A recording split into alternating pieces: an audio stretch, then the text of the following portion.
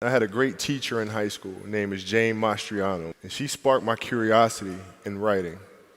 And the reason why I felt it was important at the time was not for the writing's sake, but there are things in story that can help me be a better basketball player, be a better teammate, a better leader, understand emotions better. Trivial things weren't going to pull my attention. I had a purpose. I wanted to be one of the best basketball players to ever play. And anything else that was outside of that lane, I didn't have time for. Basketball for me was the most important thing. So everything I saw, whether it was TV shows, whether it was books I read, people I talked to, everything was done to try to learn how to become a better basketball player. Everything. And so when you have that point of view, then literally the world becomes your library to help you to become better at your craft. If I'm a cousin of yours, what happened to our relationship? How did that gravitate when you went into the league and you're determined to become the greatest, or you're determined to become one of the greatest? What happens to our relationship? Oh, it suffers. It does suffer. Oh, yeah. Okay. Yeah. And you understood that. You were okay with that. Well, yeah. And the people that love you, like friends and family, like they know that about you. Got it. So they let you be you. And when you reconvene, you pick back up where you left off. Mm-hmm. But make no mistake about it, everything in between is lost. You're on the road 9 months out of the year. If you especially played Olympic, you won 2 gold medals, so you're doing that on the off season and you're trying to get that part going and training for doing your camps. What is the conversational life like with your wife and kids to say, listen, this is what I'm doing? How did that conversation go? Well, with the kids, it's different. So like the communication with our children is that, Pops is working hard.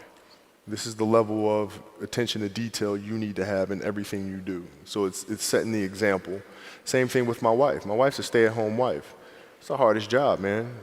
Right? So she works really hard at that. I mean, it's, and so her attention to detail with that as well are examples for our children.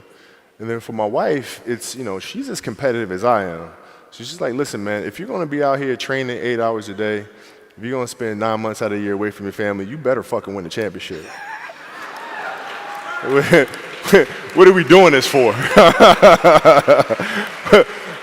What are we doing? That. What are we doing? I love that.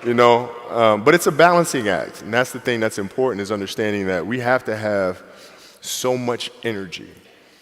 Because for like Natalia and Gianna when they were babies, especially Natalia because she was doing prime years, and I go to practice and I'd train and I'd play the game and I'd come home and I'd be sore and I'd be tired, and she wants to go swimming, she wants me to take her to the park, she wants to just jump on my back or whatever the case may be. You can't say, I'm too tired, I'm going to lay down. That's not fair. She don't know what the hell's going on, right? And if this was a game, you'd suck it up and play. I play games with the flu. I play games with 102-degree fever, man. Powerful. You can't do that. That is so powerful, right? man. You got to be on, man. You're playing against the Golden State Warriors. Score is 107-109. You guys are close to getting into the playoffs. You know exactly what happens in the game. You go up, you're about to take your shot, and then all of a sudden, boom, Achilles happens, right? Friend of mine, Nima, he is here just to listen to. He played ball. And he told me, he says, Patrick, I don't think you understand. He says, when I tore my Achilles in high school, he says, 4 friends of mine dragged me to my hospital. I was crying from there straight to the hospital. He says, I have no clue how the hell this guy did it. He went and hit the free throws, and then you walked off the stage, and then you got the surgery done. Yeah. How the hell do you tolerate that kind of pain? I use this. I tell this example, and I think this is the best way to explain it. You have a hamstring injury. You pull your hamstring really, really badly. You can barely walk, right? Let alone play anything, soccer, basketball, volleyball, whatever it is. Can't do anything. Doctor tells you go home, sit up on the couch, rest your hammy. Right? Stay off of it, don't get up, no sudden movements. You're at home, all of a sudden a fire breaks out in the home, right?